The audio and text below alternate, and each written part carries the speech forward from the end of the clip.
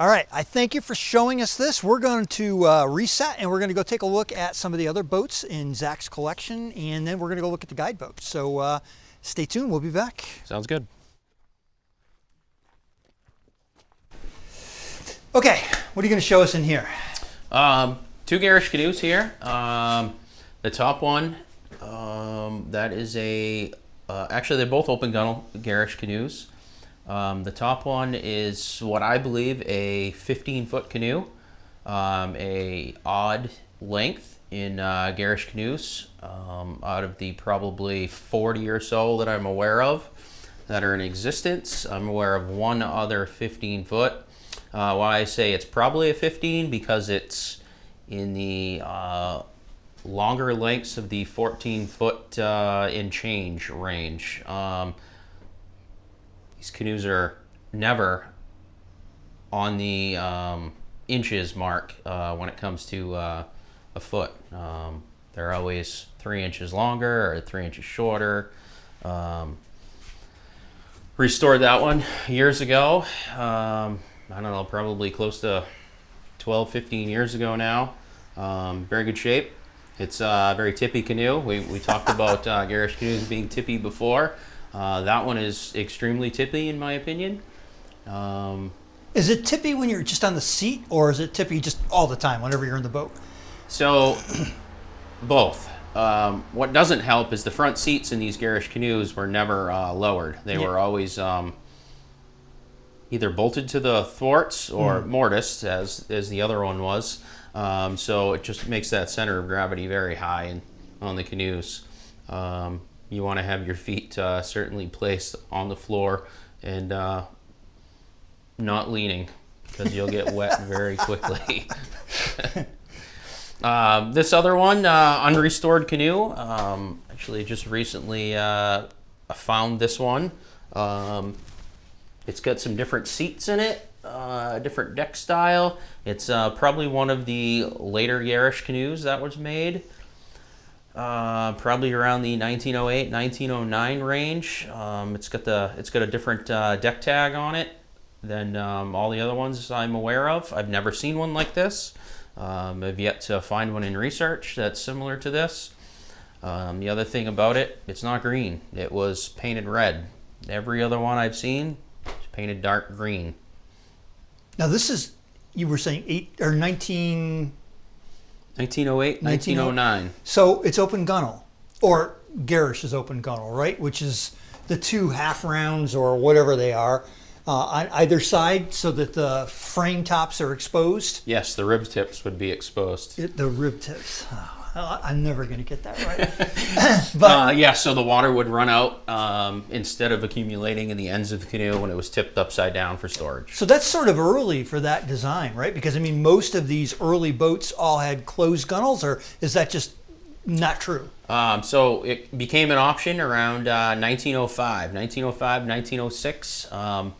Don't know exactly who came up with the design. Actually, in Old Town catalogs, I believe it was 1906 or 1907. So it happened, and all the manufacturers copied each other in the general area. Obviously, it's a great design because to let the water out of the canoe, you don't want your prized possession rotting away. Mm-hmm. Yeah. This is particularly elegant, the way that that's designed. I know when you first showed me photos of this boat, I said, did someone put that on there? And you said, no, that's originally how they were done. And it is quite striking. And I don't think any other canoe manufacturer used that strategy, right, for capping them. Correct. Actually, that's twice the amount of work as a closed gunnel canoe, because now you get two caps, double the amount of fasteners, and very dainty and fragile just as well too.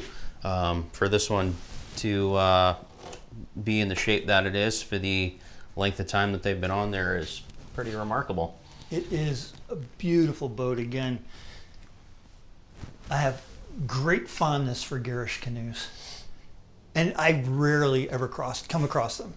B.N. Morris, E.M. White's, once in a while a Rushton or a Whistle Wing, but I never see these. And I'm in Western Mass, so maybe it's a geographic location. I don't know. It could be. I guess situated here, the Lakes region, I come across them, but I have traveled to New York, Massachusetts, to add to the collection over the years. All right, we're going to change the lights, and we're going to take a look at the other side. So give us a minute to do that. Okay, Zach, what do we got on this side? On this wall, start off at the top, have another E.H. Gerrish, 17 foot, circa 1905. That's an open gunnel canoe, similar to these, but the caps are made slightly different. They were more in a flat fashion instead of a rounded fashion, like the ones in back of me. This was the first Gerrish in my collection. Actually, my father found it, probably in the late 90s, and have owned it since. That's the one I probably take out more than any others. It's a pretty good tripping canoe, and actually a couple of years ago went on a pretty fantastic camping trip with it up in northern Maine on Onawa Lake, which is the spot where Mr. Gerrish owned and operated his 2 sporting camps, and the owner of the private island actually found out I had some Gerrish canoes, invited me to stay on his island, and yeah, we floated that out there and got some great pictures of it and a little bit of history involved. Second canoe down, that is a unidentified floating object. UFO, for those in the know. UFO. Really odd canoe. Has some early features in it. American chestnut trim, single rear seat. Canoe was in very, very tough shape when I got it. Had fiberglass like you wouldn't believe, inside and outside of it.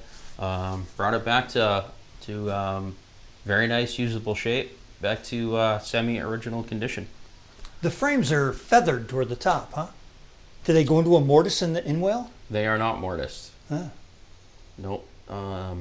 Actually, the ribs are pretty stout in that canoe. Even at the top. Maybe I'm just looking at something that isn't true. Yep. That was It was a very very rough and rugged built canoe. So that canoe has half ribs in it, which are staggered in not a very nice manner.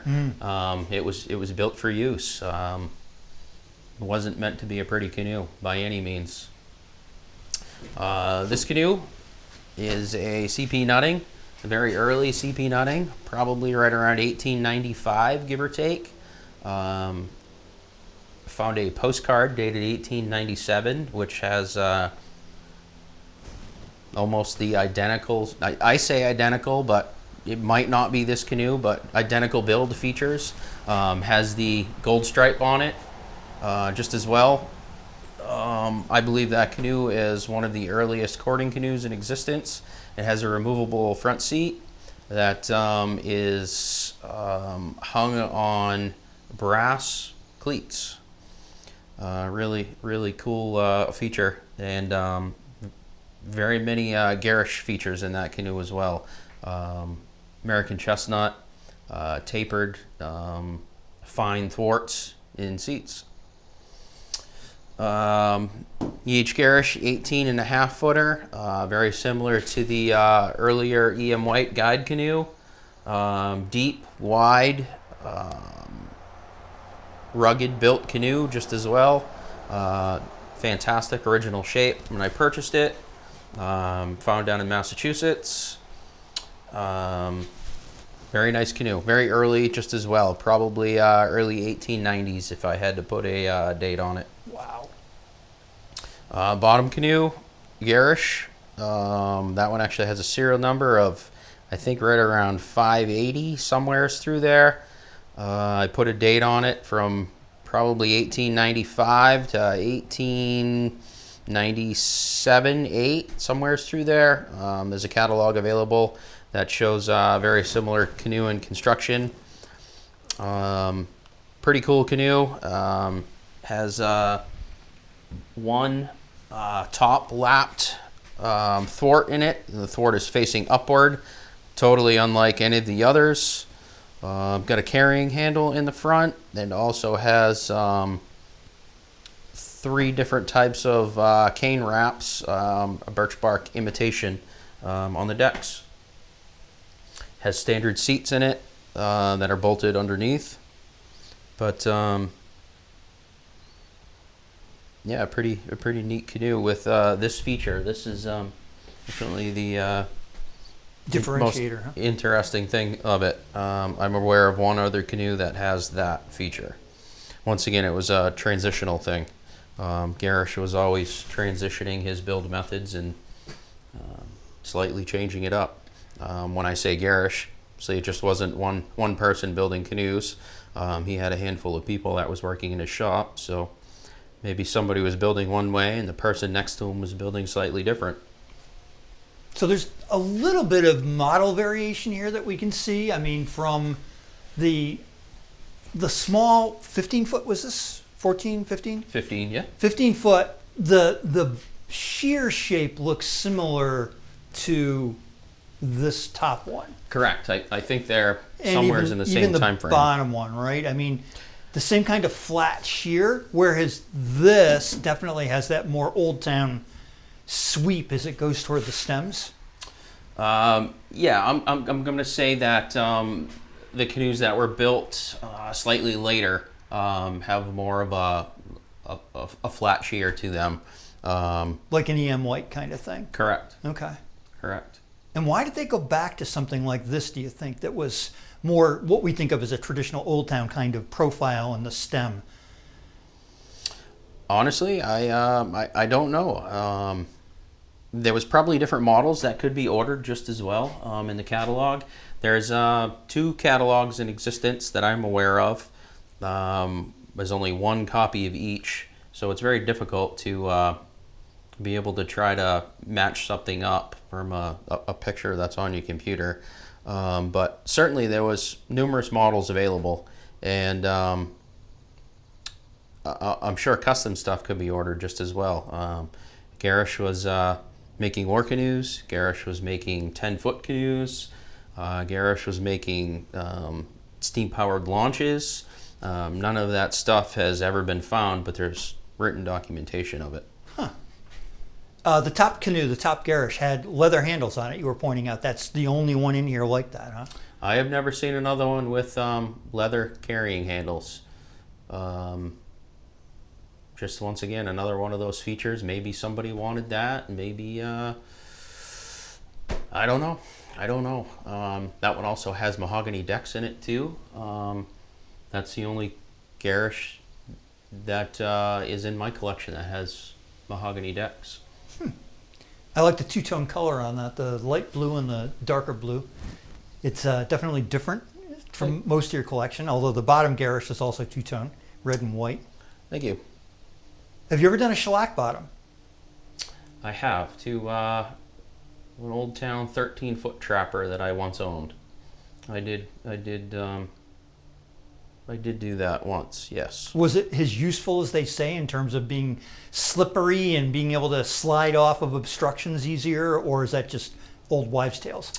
The few years that I owned it, I noticed it definitely required regular maintenance because it was wearing thin in places. That's about all I can tell you for a longevity aspect of it. But you didn't notice any serviceability or that it was better able to climb over obstacles than regular paint? I mean, I think that was the whole claim to fame, was that it was, when it got wet and it started to deteriorate a little bit, it got very slippery, and that it would provide a surface that wouldn't get as caught up on things, like if you were running the river or something. At least that's what I think most people tend to believe. I don't know if it's true or not. I've seen a lot of these old canoes, a few decades here, probably close to 30 years canoe collecting, and I've never seen an old one that has a shellac bottom before. I don't know how many of them are out there. Yeah. But all right. Well, we're going to break down in here. We're going to go over and take one last look at one boat, guide boat, in the other room. So we'll come back to that and we'll close the day. I've taken a lot of Zach's time here today. It's all right. It's all right. It's for the love. This would be a 1905 Parsons and Roberts guide boat. Woodwork complete. Working on some finish now. Got 2 coats inside, 2 coats outside.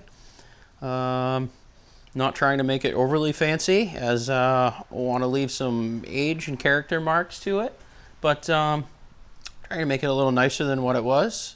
We had some planking separation in a few spots that I had to make repairs on, and just trying to blend that a little bit better for the finish. So tell us how you, I'm not trying to shame you here, Zach. Tell us how you did the planking repairs, because this is coming up more and more often, and Zach used new technology, relatively new technology, to accomplish this. So tell us what you did. I used top-notch materials and construction techniques that if you've watched any of his other videos before, he recommends not doing. But I missed that episode, but he was telling me about it. But I used a little bit of flexible epoxy, and I made a form on the inside, and put some clamps on and compressed the planks back together. The build technique is lapped pine construction, and it was tacked together with small fine copper tacks. And some of that was broken in places, and just used the flexible epoxy. Works great.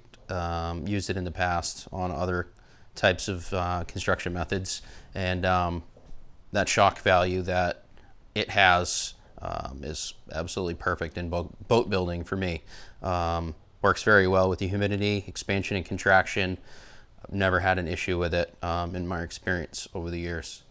So what Zach did, years ago I would have gone, oh, really? You did that? But now these materials, like for the pine for the planking, this stuff's getting hard to find.